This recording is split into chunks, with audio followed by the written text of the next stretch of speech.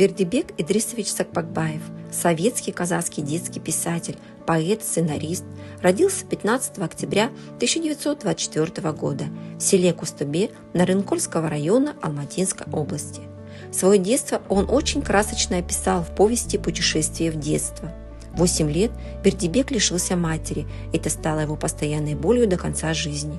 Любовь к знаниям привил мальчику его старший брат Сатылган, впоследствии погибший на войне.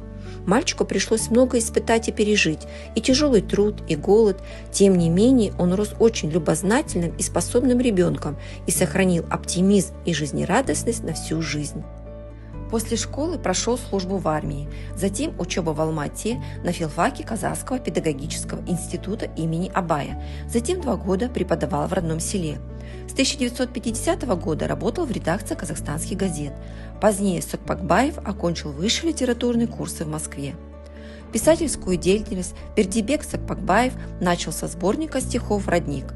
Он вышел в 1950 году и сразу нашел своих читателей. Следующая книга писателя – повесть «16-летний чемпион».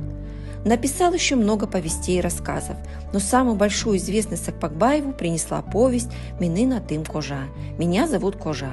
Книжка об озорном и шаловливом школьнике по имени Кожа, который все время попадает в разные смешные, но неприятные для себя ситуации. Книга была переведена и издана за рубежом на 68 языках. В 1963 году по книге был поставлен одноименный фильм. Столетие Бердибека Сокпакбаева включили в календарь памятных дат ЮНЕСКО.